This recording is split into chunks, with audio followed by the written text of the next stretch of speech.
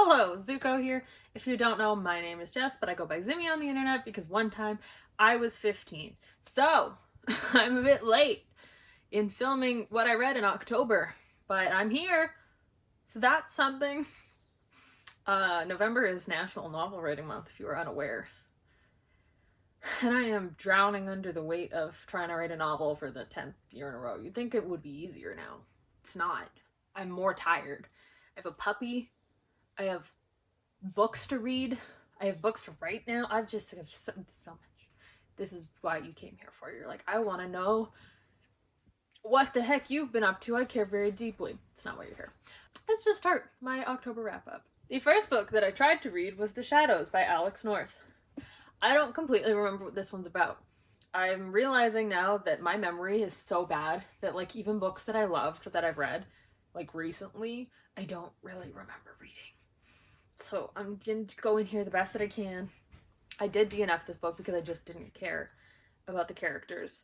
I think I'm going to guess. I'm going to make a guess. So it's kind of like a, I think, Bloody Mary situation where a bunch of boys in, like, high school try to summon something and, like, create it by believing in it. I also just watched Slender Man a couple weeks ago, which was truly an awful movie, but I might just be mixing it up with this. I don't know. I didn't care about either of them.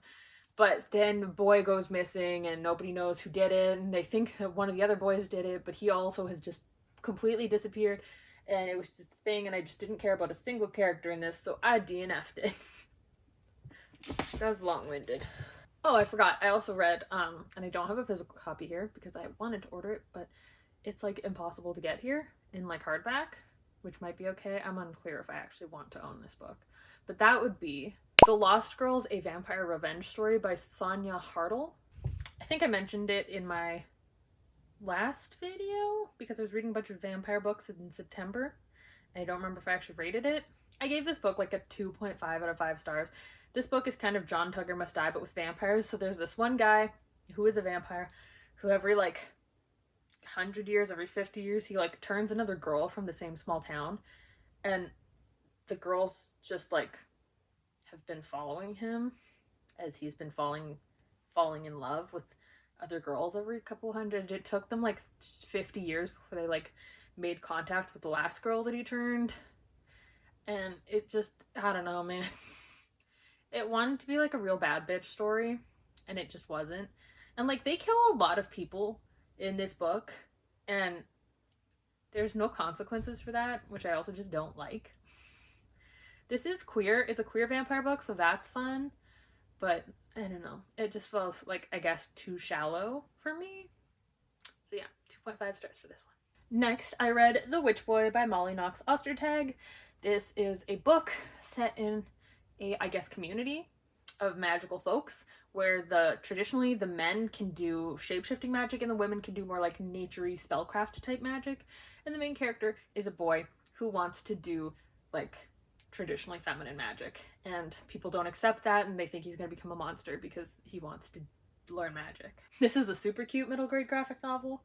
I know this is the first in a trilogy, and I'm, like, unclear if I'm going to keep reading them because, like, it was cute, but I just don't super love graphic novels. But, like, I liked it for what it was, and I did give it, like, a 4.5 stars, so that's this. Then I read Gideon the Ninth by Tamsyn Muir, finally. And if I can't explain books, I don't know why I'm going to ever try to explain this one. So I spent the entirety of this book with no idea what was going on. Everyone had, like, a name and a title and a nickname and a number and a last name. I didn't know who anyone was throughout, like, the whole book because someone is a Nona Harrow Hark. I thought Harrow Hark's name, because I listened to the audiobook, was Harrow Hark. And then they kept referring to someone who was the Nona Jesimis. And my brain thought that was another person, but I guess it's Harrow's last name or title or something. But in my head, it was like in fucking Dune with the Bene Gesserits. So they were the same word in my head. And it took me at least a quarter of the book before I realized that that was not another character. I think I didn't know what was going on the entire book, but I wasn't, like, unhappy reading it the whole time. Like, I finished this. I liked the vibe. I'm gonna reread it probably next year, early next year, or whenever the third book comes out, and then I'm going to continue the series. Yeah, for now this is unrated because I need to reread it to actually know maybe what the fuck was going on. Yeah. Then I read Things Have Gotten Worse Since We Last Spoke by Eric LaRocca. This is like a tiny little horror novella. Takes place on like a internet forum between two people. They like meet on this queer forum.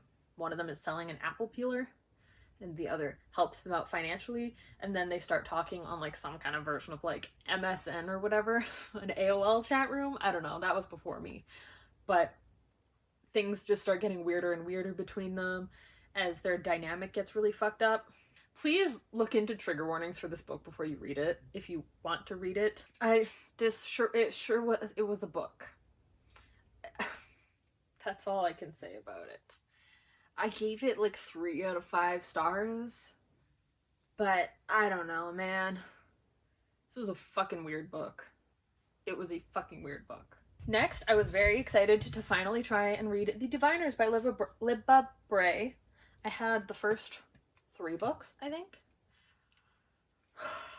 So this is like a historical fantasy set in New York in like the 30s.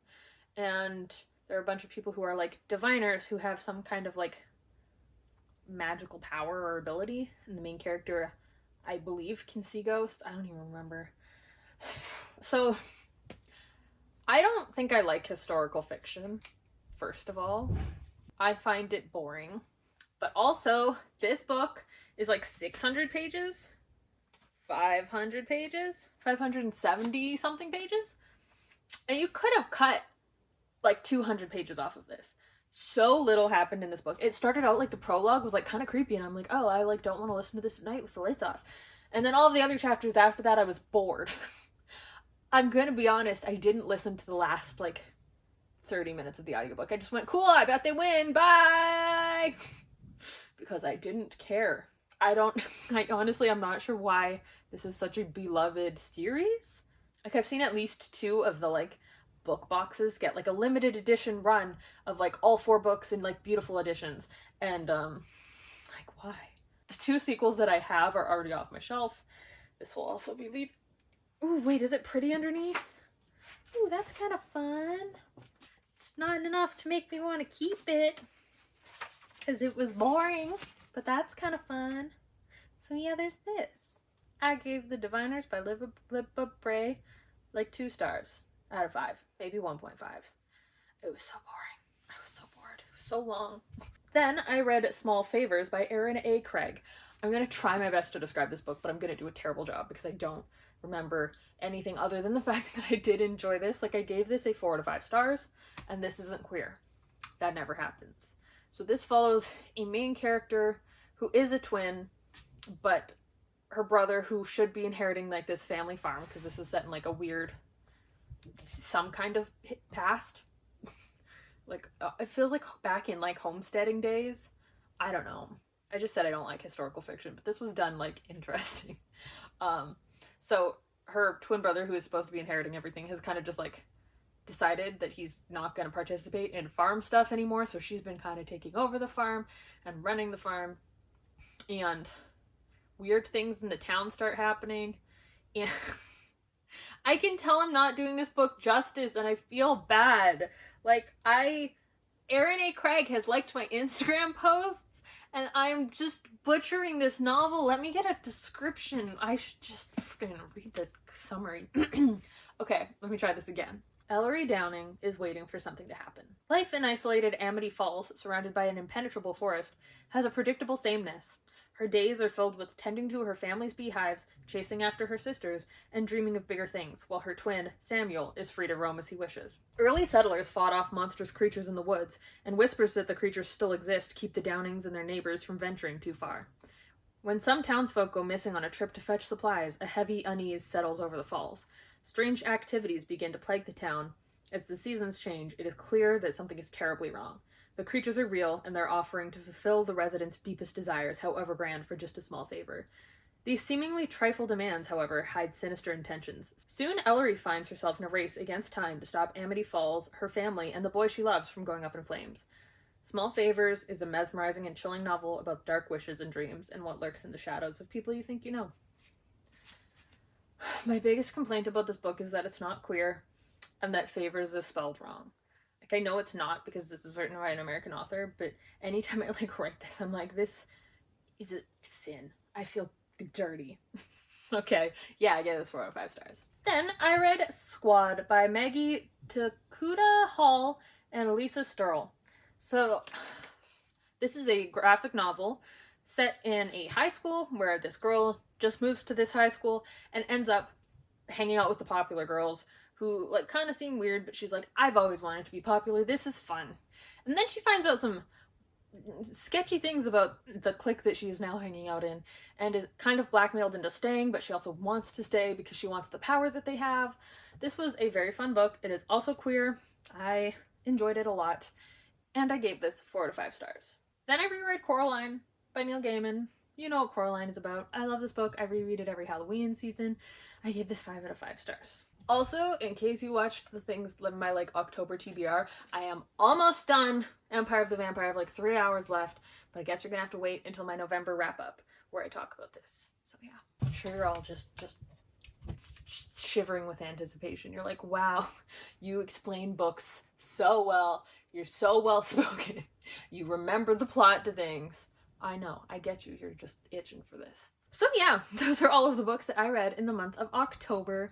It's not as much as I hoped, but I read some books, so that's very fun of me, I think. But yeah, I read some books, so that's great.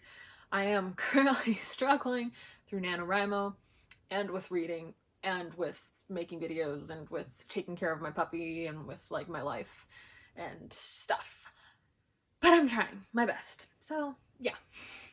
I hope you all enjoyed this. I will see you whenever I do my next video. I believe I have a haul coming out next, I think. If not next, I have a haul coming out this month. So yeah, I'll see you whenever I do my next video.